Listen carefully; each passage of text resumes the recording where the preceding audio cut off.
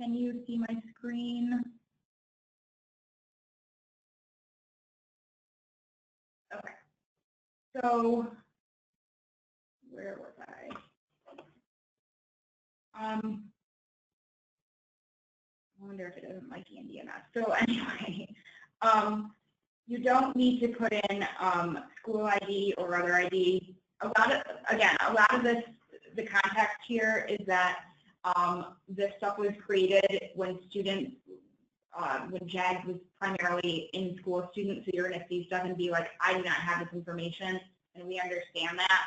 So put in a character just to make it think that you have it and move on. I will highlight on here the things that we really would like you to enter. Other than that, you know, don't worry about it. Relative and friend information. This is important for if you want to get a hold of the student and you know, like they are not answering their primary contact information, this is a way to get a hold of them instead. So for grade in school here, you're always going to select dropout. This is not the last grade completed. This is the grade right now, so they have dropped out. You're going to fill out their school and work plans based on what their current plans are. Enter any employment that they currently have. You can enter all of that here. Enter any training that they're involved in. Mother, and so this one is an important data point for our reporting, is mother and father's education. It's a hard one because we know that a lot of students don't know the answer to this. So it's a default for people to usually put in unsure or no response. However, when we are grant writing or reporting our data to stakeholders, it is a powerful percentage to show how many of our students are coming from families that and they are a first-generation college student. So the more accurate that you can be with this information, the better it is for the growth of our program. So if you, for example, have a student and they don't know the answer and then eventually you find out the answer, please go back and add and update this here. Or if you feel pretty confident that the parent does not have, and also for college, completed college, that's 4 years. That's a bachelor's degree. So if you feel pretty confident that the parent does not have a 4-year bachelor's degree, then please select what you think the best answer is. So free subsidized lunches. For this one, your students are not enrolled in school, so these things, cumulative GPA absences, you might not have this information. If you do go ahead and enter it, it helps us with our reporting, but if you don't, we understand. Here is an important, these are really important for us, again, to really show accurately the types of students that we're serving and the population and the importance of the work we do. So you do not have any, yep, go ahead. I had pertaining to the grade point average and the lunches and everything and absence. Yep. Could we have the customer think back to when they were in school and give us like a guesstimate or, okay. Yep.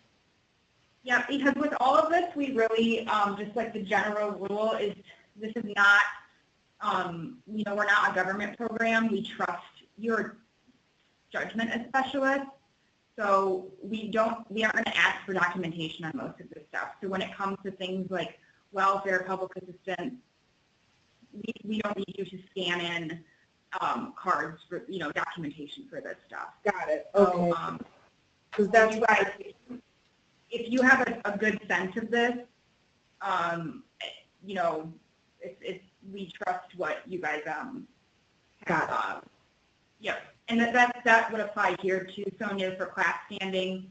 You know, if they say I was in the middle 50%, you know, I mostly got C's, then go ahead and select that. Got it. Last high school attended and last grade completed. So for here, this is, you would put, around what grade they had gotten to based on their credits. A lot of this is noted also on that document I sent you under stage 3, just in case you need to refer to that.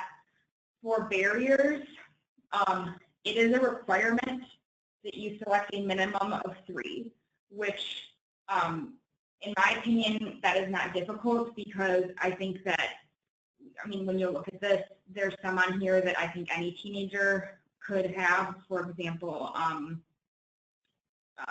lacking marketable occupational skills. I think that most teenagers don't have that, so, or inadequate work experience. So I think that this is one where it's really important that you're selecting at least 3 barriers. Otherwise, they might not be a good candidate for our program.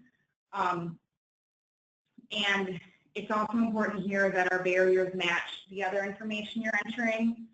So for example, if you do select that they are eligible for free lunch, you should also be selecting barrier W1 right here, which is economically disadvantaged. And if you selected that they are eligible for welfare or public assistance, then also select economically disadvantaged here. If your youth is homeless, if they have been involved in juvenile justice or foster care, we can assume that they are economically disadvantaged right now. So again, that is an important data point when it comes to our reporting. And the more that we can capture that data point, the better. We don't want to obviously just like willy-nilly be checking this box, but like some of our specialists have homeless youth and they aren't selecting W1, and if you're homeless, you are economically disadvantaged. So please be sure to kind of take some time to be accurate in this part of the profile. And unlike WIOA, you can go back and change this. So, if you find out later that your student was enrolled in special education, you can go back and update that. If you find out if they become pregnant, you would go in and enter that.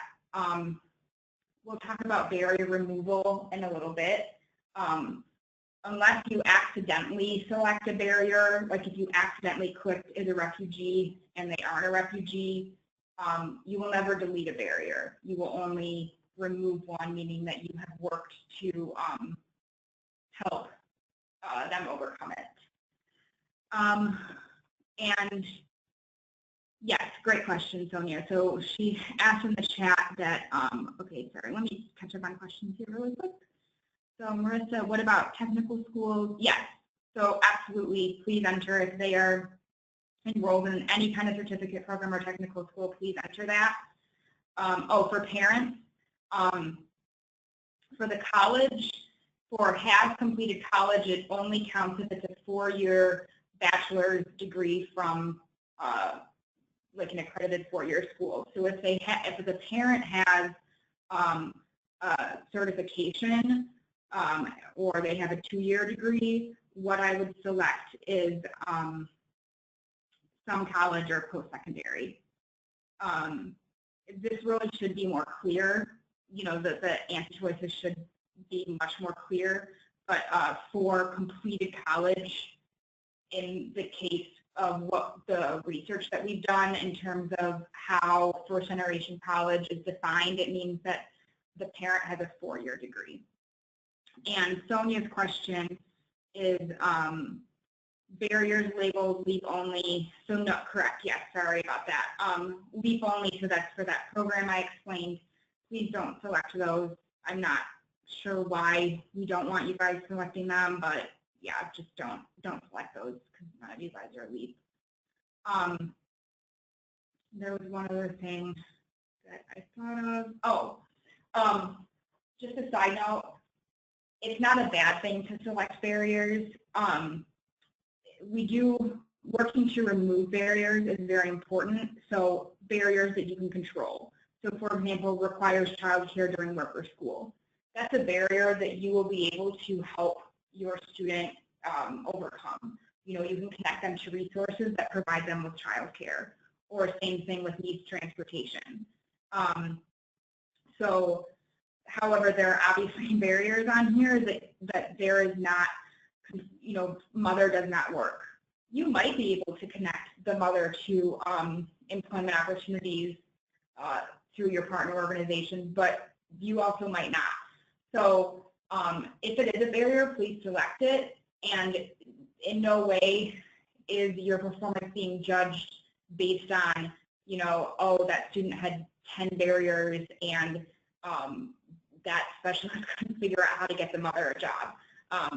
This again is like a way for us to really capture the barriers that our students face, and then the ones that our specialists can work to overcome, and especially on our end to figure out the kind of resources that we should provide to help you do that.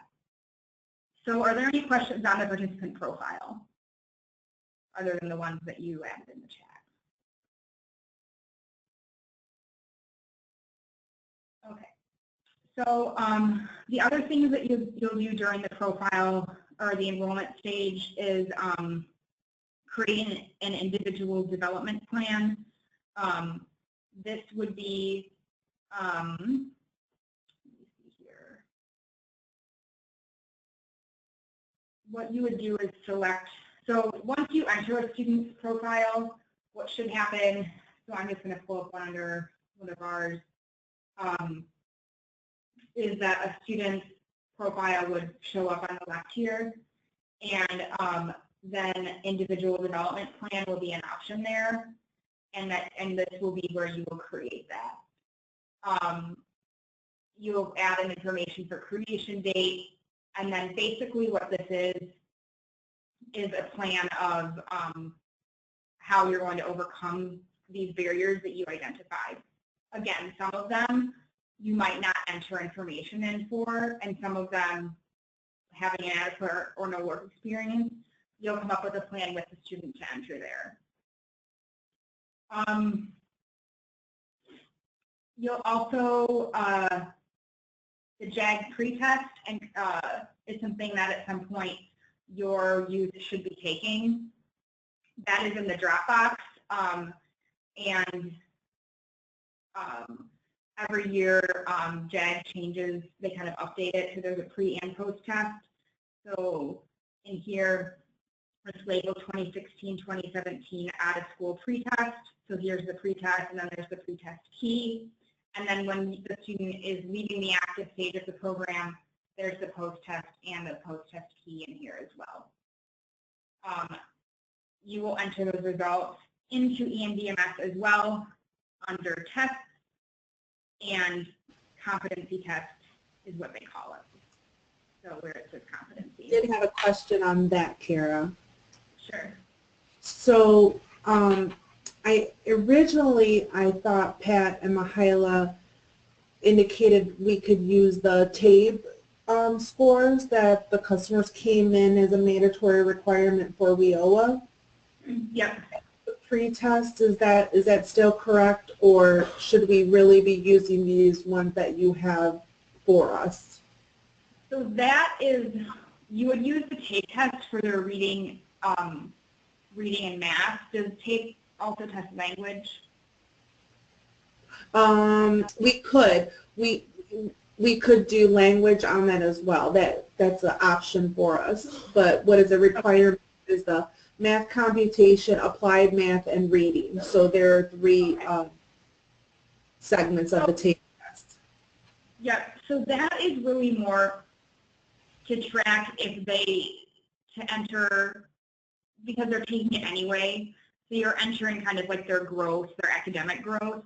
The competency test, and so that's what I'm going to talk about next for the active stage of the program, is, and this is really where JMG is different from WIOA, is what we have what's called the 20 out of school competencies. So it's really basically testing the JAG pretest is testing if how much they know about these 20 competencies. So, and then the post-test would determine if they learned anything about these or not. So it is something that, obviously, if you have an out-of-school youth that, you know, you don't want to be like, okay, great, you're in JMG, here, take this test. But at the same time, it is a good kind of way to get them to just get a sense of like what services do they need, and how as a specialist you can really focus your work with them. So let me just pull up the pretest really quick. It's really not that long, and it's basically like questions about resumes, career interest inventories, things like that. And you know what? And some of your youth might struggle with it because of the reading level. So, you know, as a former teacher, I'd maybe read it aloud to them, or just walk through it with them, because some of the stuff, you know, for example, like how to dress for an interview, they can demonstrate that even if they can't read the question here. So this is, and I'll show you guys where all of this stuff is in a minute, but these are the 20 out-of-school program competencies, and now we're kind of moving into the active stage of the program. And this is the stage of the program where you, as a specialist, are delivering services to your youth. And with JMG, the goal is really that they are achieving these 20 competencies. Let me go back to that. For out of school, they're pretty basic. A lot of our specialists start with an interest inventory, a career assessment. And a lot of this is not something that you yourself have to be doing. You can connect your youth to a resume building workshop that a Michigan Works agency is hosting, and that is providing them services. And we'll talk about capturing that in a little bit. But so these are the different competencies that, you know, JAG believes, and, you know, I think are very clear that you would need to be effective in the workplace. So can you explain your question a little bit that you typed? Yeah, so I was asked this by our Director of Operations at a meeting the other day. We were reviewing the 20 competencies, and he wanted to know, do you have to meet all these 20 competencies, or do you pick and choose 5 of the 20? That was something I couldn't answer for him, and I said, I don't know if we have to do all of them or some of them, there's a certain quantity, or all of them. So it's really going to be a case-by-case basis. The pretest is going to be a good way to determine which of them you're actually going to be like teaching or connecting your youth to. So for example, like a kid might come in and they might have basic computer skills, so there's no reason to work with them on that. But they might not, you know, have conflict resolution skills. So it's very much a case-by-case basis. And similarly, and I'm going to talk about contact hours in a second, some of your youth are going to come in and they are going to be very close to achieving their GED or diploma, so let me back up for a second. Youth are in the active stage until they achieve some kind of academic credential. So normally, the way that JAG traditionally experiences that is over a school year period. With out of school, it's all over the place.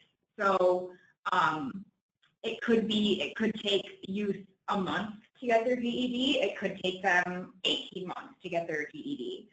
So if it takes them 18 months, then you have a lot more time to work with them on those competencies.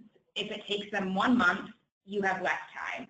So again, it's kind of like doing the best that you can with each case. So if a kid comes in and they, they're almost done with their GED, you'll really want to focus on what is most demanding for them right then. Like, do they have a job? Are they ready to get a job? Is there something even more pressing? Do they need childcare? Do they need housing? Do they need transportation before they can even get to the job part? So does that make sense, Sonia?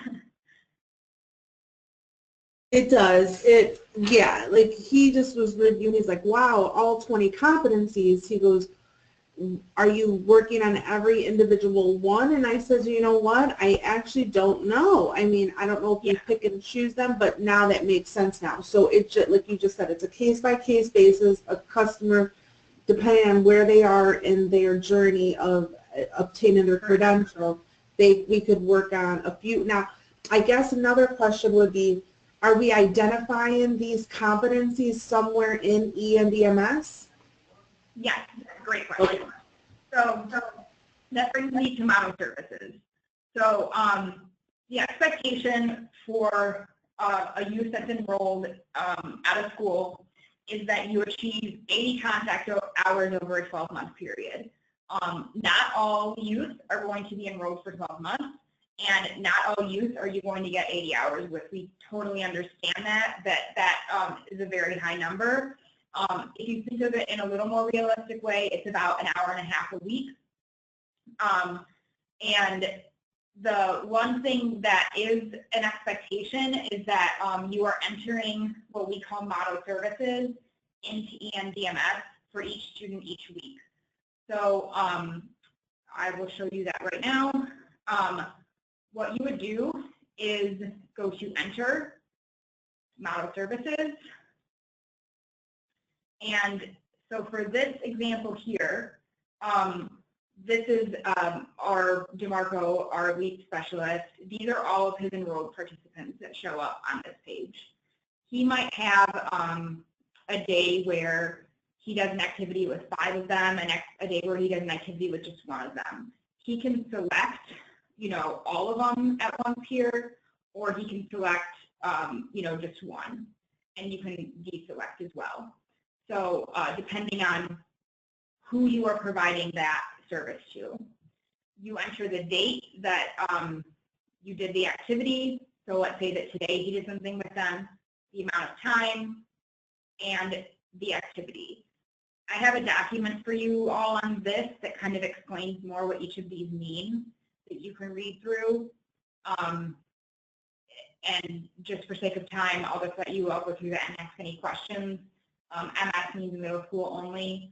A lot of what you will be doing with your kids is probably going to be guidance counseling, academic remediation, or employability skills training. So that's like if you are working with them on a resume, if you are talking to them about an interview. Guidance counseling would be like coaching them through a conflict they're having with someone at work. And here's a narrative. You can copy and paste anything that you put in your Reola case notes. It just needs to be somewhat descriptive of what you are doing with them. So just a couple sentences. And then here is competency level. This is somewhat arbitrary. Basically, level 1 is introductory. Level 2 is intermediate. Level 3 is advanced. So level 3 is like they have mastered this. And then here is where you pick the competencies. The out-of-school competencies are all here. Here's the 20 of them. You can pick more than one. So like if I picked 012, I can go back and pick 06. There's also WIOA competencies in here. They're all the way at the bottom, and they start with W down here as well. Yesterday in the webinar, Beth and I talked a lot about out-of-school model services. And for the sake of time, since we're almost at 2 o'clock, I'm just going to link that webinar to you guys, and you can watch it. And there's also a document on it, and you can read it for some additional information on entering model services for your out-of-school kids. But are there any questions about model services right now?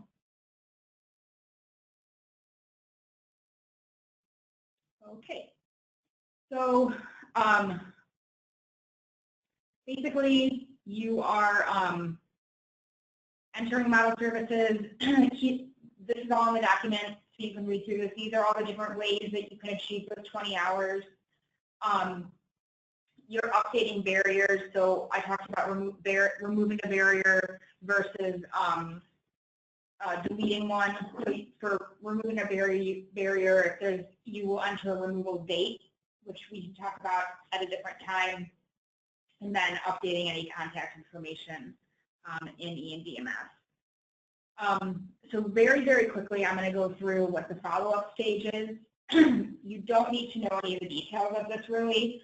What you do need to know is that a student moves into the follow-up stage when they achieve some kind of academic credential. So whether it's a GED, a diploma, and there are going to be some students that, in discussion with your manager, you might decide and with the student, that they are not on the path toward a GED.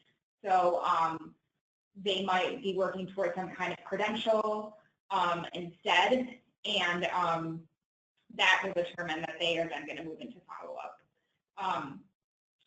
Once a youth moves into follow-up, they receive 12 months of continued services from us. So that is basically a monthly connection just to check on their progress and provide any support that we can. We are going to have a webinar specifically on follow-up next month, and I'm just not going to go into a lot of details because it's a little bit overwhelming to kind of go into follow-up right now. But I do think, Lamar, you actually probably have some kids in follow-up now that I think about it. But Sonia, I'm not sure if you guys do yet.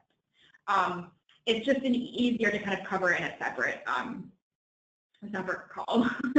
So we'll talk about that at a different time.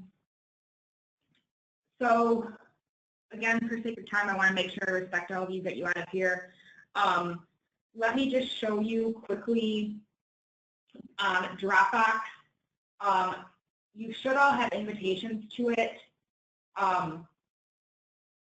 And basically, our JMD curriculum and resources folder is where anything when we say we're adding it to Dropbox, this is where anything is.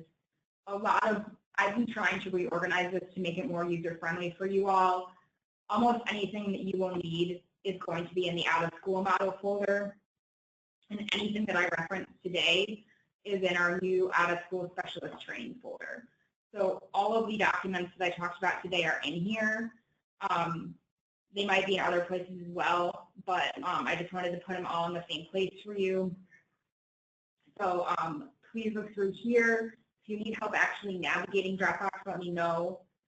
The other thing in Dropbox that is useful is there's this calendar folder, and this is our engagement calendar. The reason that we use the Dropbox instead of just like sending it out is that we update this sometimes. So it basically has the dates of like webinars, our O&I calls, if we have any like things that you need to send us, like success stories. So that's where you can find our calendar. Like it had our legislative day date on there and stuff. So for now, I would say that mostly just focus on anything with the out-of-school specialist folder. And then with Slack, we are working per feedback and also our knowledge that we're trying to reduce the amount of channels that are on here. But one thing that you can do is, for example, I'm going to go into this one right here, and you can just simply get out of a channel.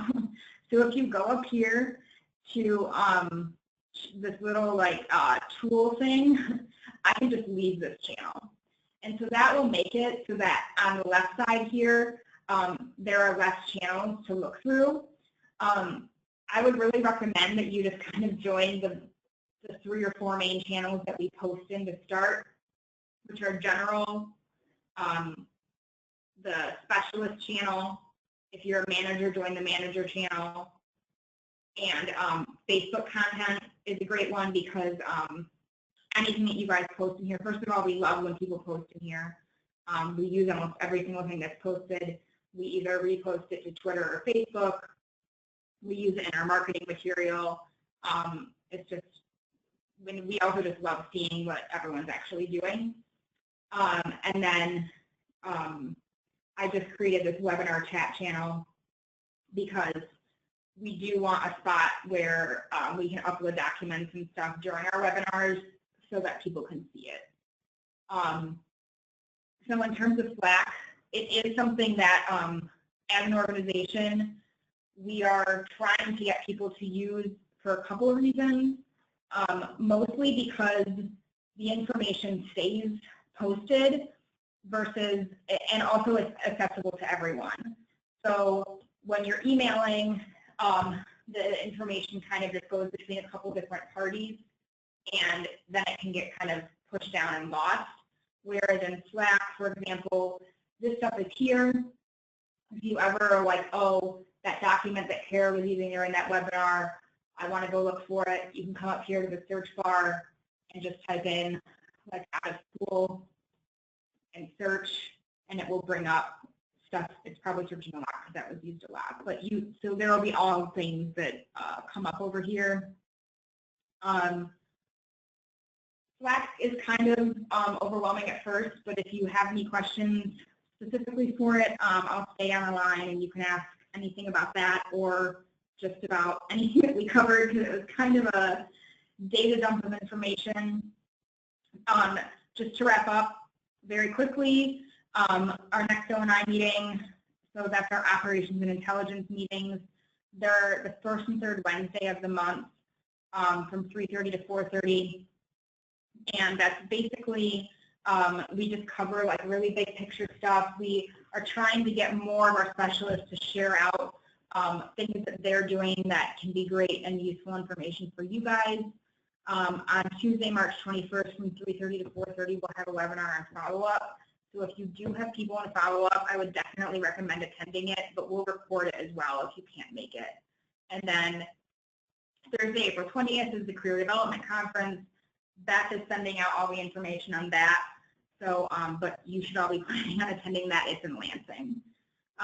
So thank you all for coming, and I'll stay on the line for any questions that you guys have.